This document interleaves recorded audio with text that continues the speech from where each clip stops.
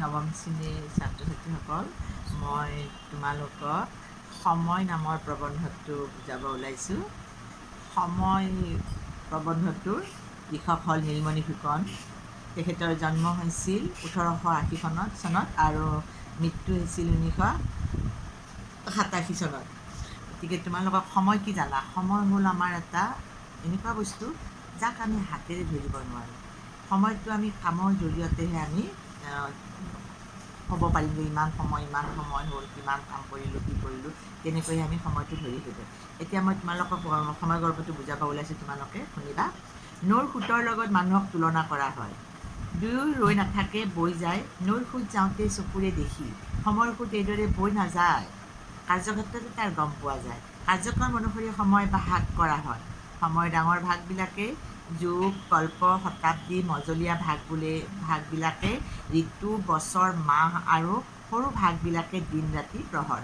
তাৰো ভগ্নাংশবিলাক হৈছে দণ্ড, পল আৰু অনুপল। এতিয়া নৈৰ সোঁতৰ লগত সময়ক তুলনা কৰিছে। নৈ যেনেকৈ বৈ যায়, কাৰো কাৰণে ৰৈ নাথাকে, ঠিক সেইদৰে সময়ো কাৰো কাৰণে ৰৈ নাথাকে। নৈৰ সোঁতৰ নিচিনা সময়ো নিজৰ গন্তব্যস্থানলৈ সদায় গতি কৰি থাকে। গতিকে নৈৰ সোঁত যাওঁতে চকুৰে দেখি, কিন্তু সময়ৰ সোঁতটো যাওঁতে আমি দেখা নাপাওঁ। সেইটোৱে আমাৰ কাৰণে অলপ প্ৰব্লেম হয় যে নৈৰ সোঁতটোৱে ক'ৰ পৰা ক'লৈ বৈ যায় আমি চাওঁ, সেই হিচাপে কিন্তু সময়ৰ সোঁতটো দেখা নাপায়। সময়বিলাক এনেকৈ প্ৰত্যেকটো মিনিট, ছেকেণ্ড, ঘণ্টা, সপ্তাহ, মাহ গৈ থাকে, আমি অনুভৱেই কৰিব নোৱাৰোঁ। গতিকে এনেকুৱা কাৰ্যক্ৰমৰ ক্ষেত্ৰতহে আমি সময়টো গম পাওঁ যে 1 ঘণ্টা হ'ল, মোৰ এটা কাম হ'ল, 2 ঘণ্টা ধৰি মই এটা কাম চলিলোঁ, তেনেকৈহে আমি সময়টো গণনা কৰিব পাৰোঁ। গতিকে কাৰ্যক্ৰম অনুসৰি আমি সময়বিলাক ভাগ কৰি লৈছে। গতিকে সময়ৰ ডাঙৰ ভাগবিলাক কি বুলি কৈছে? যুগ, কল্প, শতাব্দী, মজলীয়া ভাগবিলাকে ঋতু, বছৰ, মাহ আৰু সৰু ভাগবিলাকে দিন, ৰাতি, প্ৰহৰ। তাতোকৈ আৰু ভগ্নাংশবিলাক হৈছে দণ্ড, পল আৰু অনুপল। তেনেকুৱাকৈ আমি সময়টো ভাগ কৰিছোঁ। সময়ৰ এই ভাগবিলাক বিশেষ বিশেষ লক্ষণাক্ৰান্ত। এইকাৰণে হিন্দু শাস্ত্ৰমতে 4 যুগৰ লক্ষণবিলাক নিৰ্ণয় কৰি থোৱা আছে। কলি যুগত কল্কি অৱতাৰৰ পিছত সত্য যুগৰ প্ৰৱৰ্তন। খ্ৰীষ্টানসকলৰ মতে মেলেনিয়াম বা 1000 বছৰ যীশুৰ ৰাজত্ব। ইছলামৰ মতে শেষ ইমাম মেহদীৰ আগমন ইত্যাদি ঘটনাৱলীয়ে একো একো যুগৰ লক্ষণ। এই যুগবিলাকৰ পৰিৱৰ্তনে কল্পান্তৰ, চাইক্লিক আদি বিভিন্ন নামত প্ৰখ্যাত। অৰ্থাৎ সময় সদায় বৃত্তাকাৰ গতিত ঘূৰিবই লাগিছে। কাৰ্যগতিকে এই বৃত্তৰ ব্যাস আৰু পৰিধিৰ বেছ কম হয় বাবে সময়ৰ বিভিন্ন বিভাগৰ কল্পনা।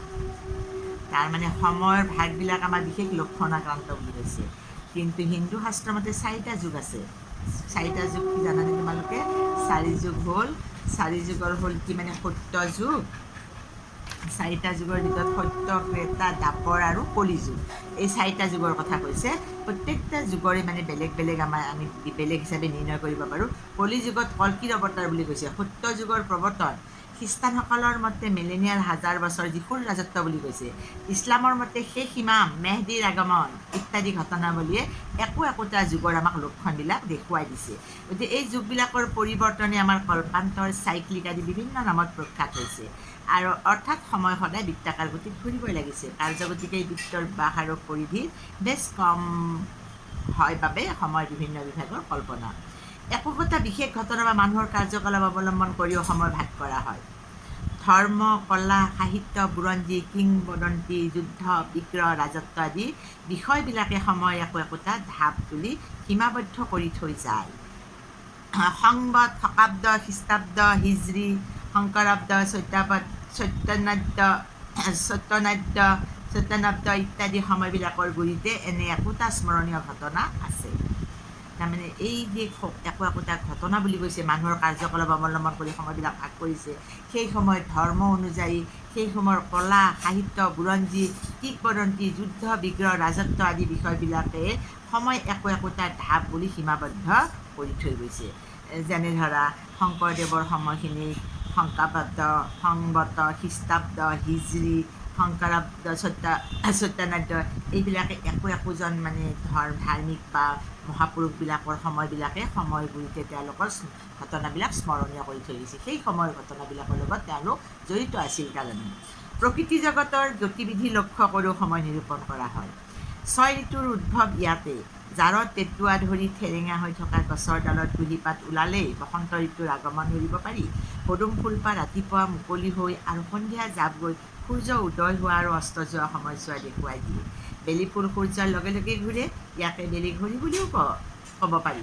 কঁঠালে মুচি পেলালে, আমে মলিয়ালে, ধান পকিলে, বাঁহ গাজ মেলিলে, ঢাপত কেতেকী গোন্ধালে, একোটা ঋতুৰ সম্ভেদ পোৱা যায়। ঠিক সেইদৰে আমাৰ বাকী আমি প্ৰথমটো পালোঁ যেনিবা আমি সময়ৰ ভাগবিলাক বিশেষ বিশেষ লক্ষণাৰ্থ, দ্বিতীয়টো ভাগ পালোঁ আমি বিশেষ বিশেষ একোটা ঘটনা বা মানুহৰ কাৰ্যকলাপৰ ওপৰত নিৰ্ভৰ কৰি, তৃতীয়টো আমাৰ প্ৰকৃতিৰ গতিবিধি লক্ষ্য কৰি আমি সময়বিলাক ভাগ বিতৰণ কৰিব পাৰোঁ। যেনেকৈ প্ৰকৃতিৰ ওপৰত নিৰ্ভৰ কৰি আমি বছৰটোত 6টা ঋতু পাওঁ, সেই 6টা ঋতুত আমি 6 ঋতুতে আমি বেলেগ বেলেগ আমি মানে সময়ৰ গণনা কৰিব পাৰোঁ। যেনে জাৰত তেতুৱা ধৰি ঠেৰেঙা হৈ থকা গছৰ ডালত কুঁহিপাত ওলালে আমি বসন্ত ঋতু অহা বুলি কওঁ। পদুম ফুলপাহ ৰাতিপুৱা ফুলি আবেলি মাৰ গ'লে আমি পুৱা গধূলি হোৱা বুলি গম পাওঁ। এনেকৈ একোটা বস্তুৱে আমাক সময়বিলাক গণনা কৰি দিয়ে। আজিলৈ মই এৰিছোঁ। তোমালোকে আশা কৰিছোঁ তাতে বুজি পাইছা। নেক্সট মই আকৌ বুজাই দিম।